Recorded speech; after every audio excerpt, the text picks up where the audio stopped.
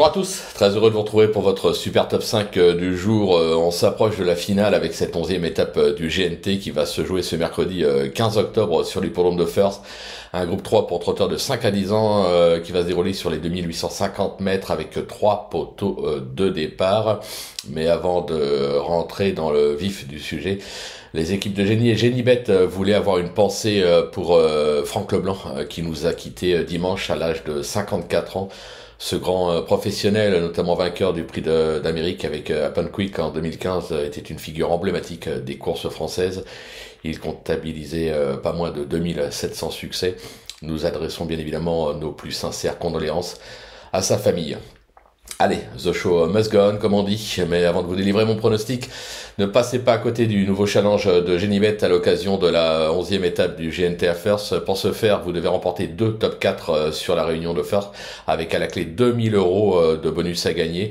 N'oubliez pas également que le challenge Les 15 défis de l'Arc se poursuit jusqu'au dimanche 19 octobre prochain, avec plein de défis à relever et donc plein de bonus à gagner. Comme toujours, conditions et règlements sur le site de Génibet. N'hésitez pas également de vous abonner à notre chaîne en activant toutes les notifications. Pour cela, c'est simple, vous allez cliquer dans la cloche. Quant à Flo Gautreau, pour le retrouver, direction les réseaux sociaux. Allez, on parle de mon pronostic et surtout, restez bien avec moi jusqu'à la fin de l'émission pour connaître mes impasses. En tête, ce sera le numéro 10, Cindy de Gire, le 6, Harit Sassi, le numéro 13, Harmonie du Rabutin, le 9, Hadès de Liton, le 4, Japlou Turgot et le numéro 1, Jason Boy. On passe à l'analyse, c'est parti avec la pépite, le 10, Cindy de Gire, qui est le leader incontestable et incontesté de ce GNT, avec déjà des succès acquis à Amiens, Toulouse, Saint-Malo, Mêlée du Maine. Se protéger de Marc Sassier est tout aussi à son affaire à gauche qu'à droite. Il n'a pas été des plus heureux dernièrement à Lisieux, ce qui explique sa 5e place. Il peut encore espérer marquer de gros points ce mercredi. Mon coup de cœur, le 6, Harit Sassi, qui s'est beaucoup produit avec réussite sur l'herbe ces derniers temps, mais excelle également sur le dur.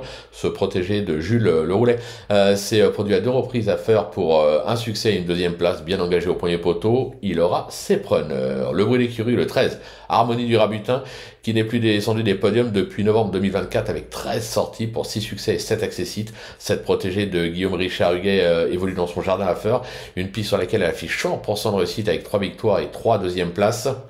Franchement, au papier, elle ne doit pas descendre du podium. Le repéré, le 9, Hadès de Liton, qui est un vrai petit phénomène, qui est invaincu cette saison avec pas moins de 9 succès sur les différents tracés de province, à droite comme à gauche. Ce pensionnaire d'Antonin André vient notamment de remporter la finale du Trophée Vert à Cran, idéalement engagé à la limite du recul, il est incontournable. Le coup de poker, le 4, Japlou Turgot, qui est plutôt appliqué ces dernières semaines. Ce protégé de Mathieu Abrivard s'est produit une fois sur le parcours du jour pour un succès. Il est idéalement engagé au premier poteau, pieds nus.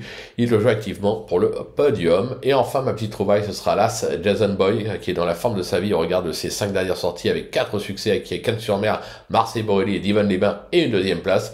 Il s'est déjà placé sur les ponts de le faire, bien engagé au premier poteau lui aussi, et de nouveau pieds nus, difficile de ne pas y croire. Du côté des impasses, ce sera le 2, Feu de révolte, qui me semble un ton en dessous face à une telle opposition.